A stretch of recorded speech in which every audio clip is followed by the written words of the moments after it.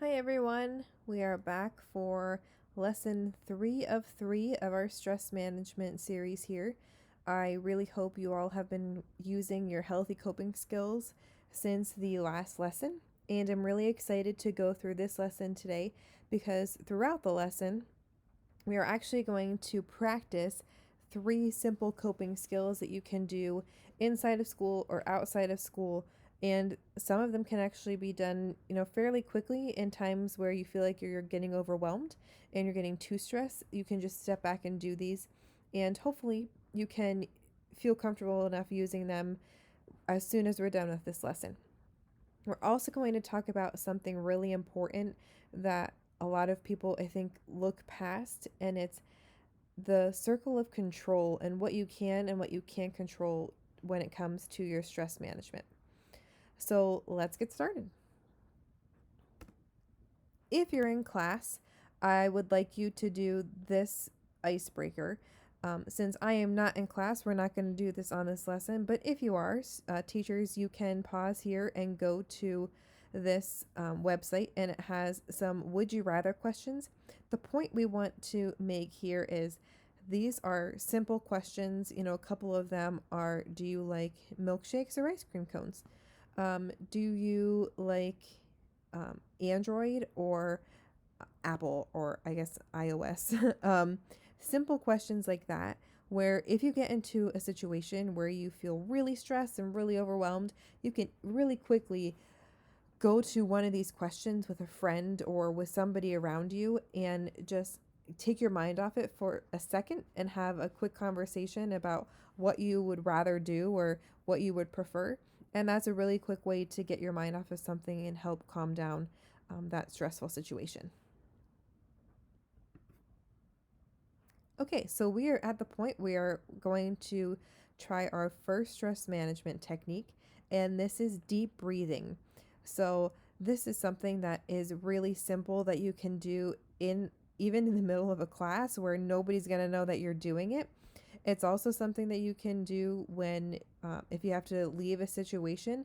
I know a lot of the times there's many of us that are in situations, and most likely this is probably at home with your family, where you have to just step out for a second. And this is a good technique to step out of a situation quickly, deep breathe, and walk back in and have a clearer head. So, we're going to practice this right now. If you don't mind just listening to my directions and following what I tell you to do, you can either sit in the chair and have your eyes open, or I prefer having my eyes closed. So sit back and we're going to practice this right now. So, what I would like you to do is, like I said, sit in your chair and close your eyes. If you would like to leave your eyes open, go ahead. But I want you to really start paying attention to your breathing. So, take a deep breath in and blow your breath out. And I want you to notice how when you breathe in, go ahead and do it again, your stomach is pushing out as your lungs fill with air. And now you want to blow that breath back out, and you're going to feel yourself kind of like you're deflating. The air is leaving your lungs and you're starting to calm down. Now we're going to do this about 10 more times. We're going to breathe in for 6 seconds, pause and hold it for a second, actually for 3, and then we're going to breathe out for 6 seconds. So here we go. Let's start breathing in.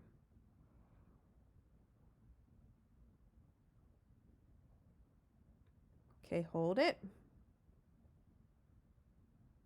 And out.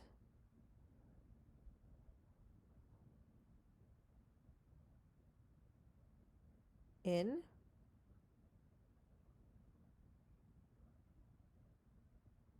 Hold.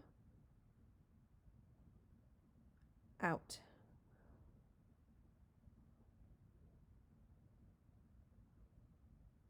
In.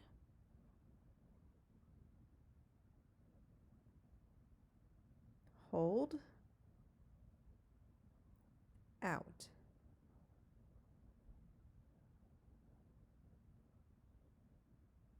in,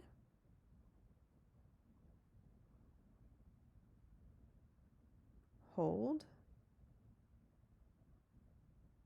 out.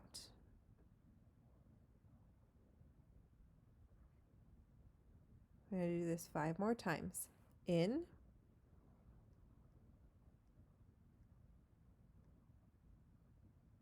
hold,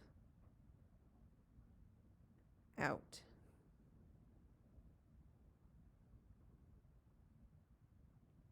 In,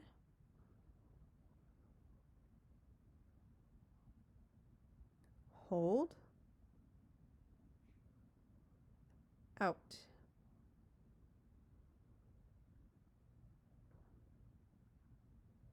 In,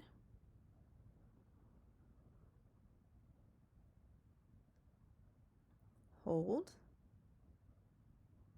out.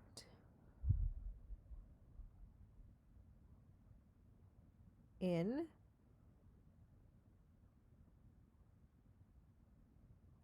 hold, out. In,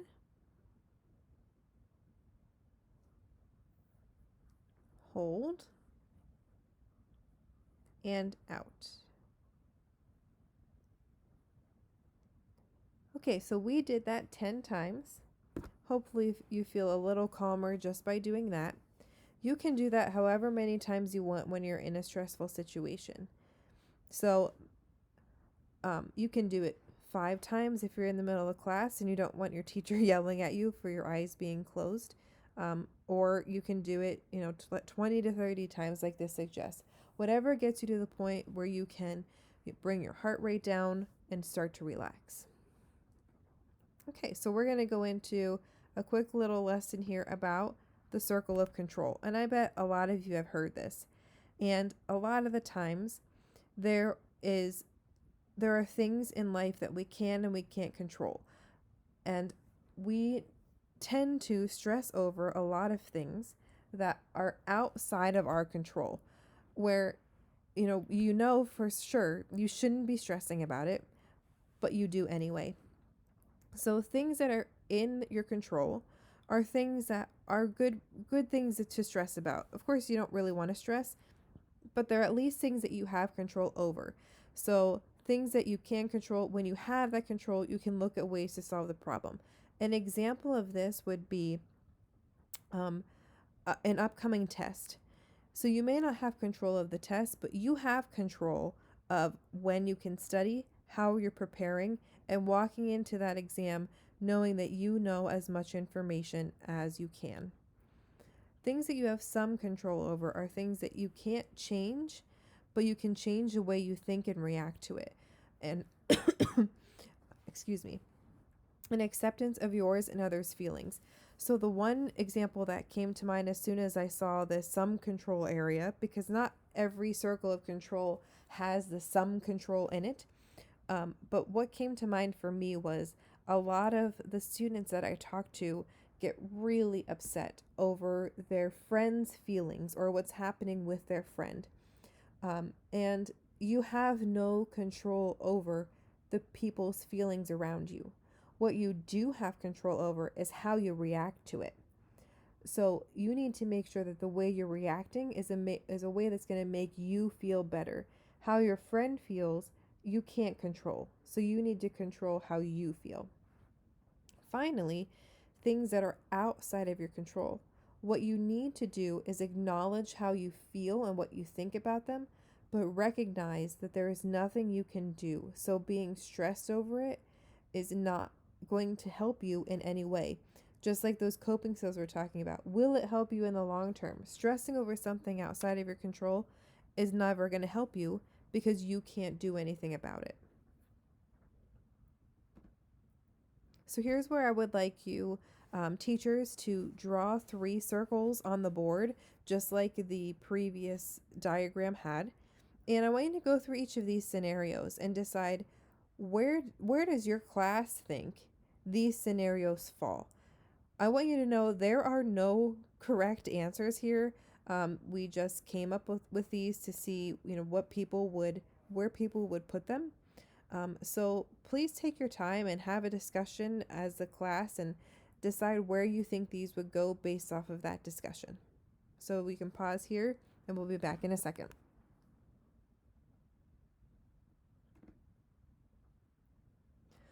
So on this slide, I found this and I wanted to put it on here because I think it's so obviously pertinent to right now, because we're all going through this pandemic that none of us had any control over. So for those of you that may be struggling with it, and I know there's many of us, I wanted to throw this up here just so you can see an example of what is considered to be your most control or you having control. So during this pandemic, giving yourself 8 hours of sleep. A lot of people think that that is just not important, but you need to take that time to relax and refresh your body, because that will impact the rest of your day. Moving your body regularly. I know throughout quarantine we were stuck in our houses, and still there's not a lot to do, but getting out and walking or doing something to get your body moving really helps with your mental health and your physical health. Reaching out to friends and keeping in touch and following all the guidelines, that is your way of keeping control. Some control that you have, there's those of us that are working, and some of us that, may not be working. So that's where you have some control. Whether or not you get COVID-19, you have some control over that by following the guidelines. And then out of your control, COVID-19 is out of all of our control. It always has been, and it's a struggle, but it is normal to stress over it, but not to let it consume your life. Politics, this is a big thing right now, and it is going to be through November, even past the election. We have no control over politics. What we do have control of, though, is voting. So that's in your control. The politics itself is outside of your control. So you can see where that kind of comes in. So, take a picture of this if you're a student or a teacher or anyone that is having a hard time getting through this COVID-19 pandemic, because I think this is a really good picture of what we can and what we can't control and what we should stress on. Okay, so here we're going to try our second stress management technique, and this is progressive muscle relaxation. So some of you may think this is a little weird, but this is something that I actually did in a college class that had me try to work on stress management. And so I think it's a really good one for people to use for your whole body to relax, because if you remember back to that first lesson, there are different ways that people feel their stress, and a lot of the times it is in your body and you're tensing up. So this is a good way to be in touch with your body and help it to relax. So we're going to start again. If you would like, you can sit back, you can close your eyes or keep your eyes open, but just follow what I say. We're going to start by tensing parts of our body and then letting them relax, and we're going to hold it for 5 seconds, okay? So we're going to start at the bottom of our body, and we are going to just curl our toes in and hold them in for 5 seconds. 1, 2, 3, 4, 5, and let them relax. Next, we're going to go up to our ankles, and you're going to bring your feet up as close as you can to touching your legs and hold that for 5 seconds. 1, 2, 3, 4, 5. Okay, relax. Now we're going to go up into our legs and see if you can tense up like around those knee area or into those quads. So tense your legs up and hold for 5 seconds. 1, 2, 3, 4, 5. And let them relax. Now we're going to go into our bellies and right into your stomach muscles. Tense those up, get those abs working. Hold that for 5 seconds. 1, 2, 3, 4, 5. And relax. Okay, now we're going to work our shoulders. We're going to go up and just tense your shoulders as hard as you can. Hold for 5 seconds. 1, 2, 3, 4, 5, and relax. Okay, now we're going to go down our arms. We're going to go around our bicep area and hold and tense those arms up and kind of flex your bicep there. And for 5 seconds, go.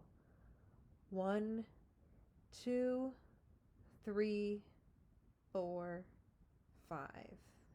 Very good. Okay, relax. We're going to go down into our hands. We're going to clench our hands and clench those fingers and hold that for 5 seconds. 1, 2, 3, 4, 5, and relax. Now we're going to go up into our head and we're going to clench our jaw for 5 seconds. And go. 1, 2, 3, 4, 5, and relax. Now we're going to go up to our eyes and just clench those eyes shut for 5 seconds. 1, 2, 3, 4, 5, and relax. Now take a second, take a deep breath. And now we're going to clench our whole body for 5 seconds. So everything that you can, just tense it up and hold it for 5 seconds. Here we go. Ready? Go. 1, 2, 3, 4, 5. And just let everything relax. So there's another relaxation tip you can use throughout the day or at home or wherever you are, and that will hopefully help you if you're feeling really tense, to tense it up and make yourself relax. Okay. So we're going to move on for classrooms. Excuse me, if you're a teacher, this is where we're going to work on the stress management plan. And the point of this is for students to start recognizing what stresses them out and what coping skills they use. So students, what I want you to do is fill this out. It's really simple, but it's a great thing to think about and see if you can be self-aware of where your stressors are. And it's a good thing to talk to your parents about and your counselors about and even your teachers about in classes that you know stress you out. So people are there for your support system to help you out, and they know what to do in times where you get stressed. Students who are watching this at home, we are going to attach the stress management plan to this link in Schoology so you can get it there. Okay, now that you've created your stress management plan, we are going to do our final stress management technique. This is arguably my favorite because it takes me to my favorite place. So what I want to do, this is where I am going to ask you to sit back and close your eyes, because we're going to start to imagine where you're someplace that is going to help us feel safe and feel comfortable. So I want you to sit back and close your eyes. You know that you are you're either sitting in a classroom or sitting at home. But now I want you to think about a place that you find most relaxing, or your favorite place on earth that you feel safe. Picture that place in your mind. Picture somewhere where you're seated, whether that's on a chair, on a couch, on a bed, on a beach chair. Picture that place and just take a second and take everything in.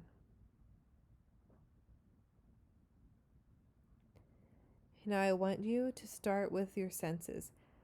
What are you seeing in this place? What is around you? Go deeper into your thoughts and start feeling as if you're actually there. What are the sounds around you? Do you hear any kind of nature? Is anybody talking? Is there any music? What does it smell like?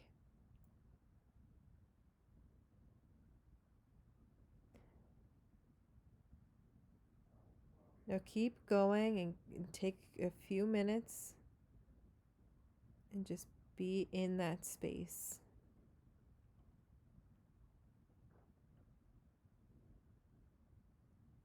Maybe while you're there, you can get up and there's an activity you can see yourself playing or doing.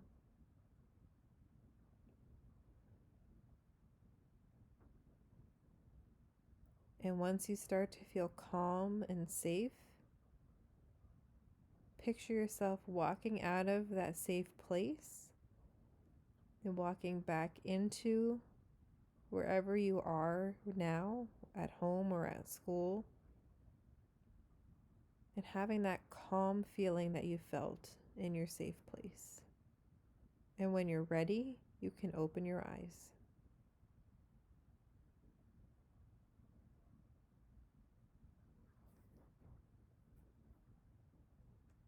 Okay. Now that we have that and we've all been to our favorite places, we're going to start wrapping up. So we have just finished the 3 lessons for stress management, and I just want to review the main points that we went over in each lesson. So we have the causes of stress, and we went over this twice. So the 3 causes are demand: how much are you putting on yourself, or how much are others putting on you? Control: what do we have control of? And when we don't have control, that's what's causing that stress. And support: arguably the most important of the causes of stress.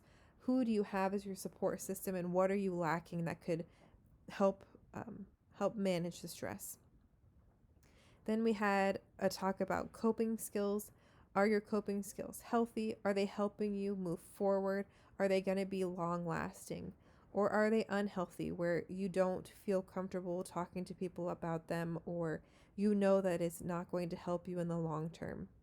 And then we discussed a whole bunch of healthy coping skills, whether that be your self-talk, or a distraction, or a calming exercise, or something that you're doing. There was lots of healthy coping skills that we talked about, and that you and your classmates talked about and came up with ideas for. And then finally, the circle of control. What do you have that's within your control that you can control the stress of? Where do you have some of your control where you may not have control of the situation, but you have control of the way you react to it?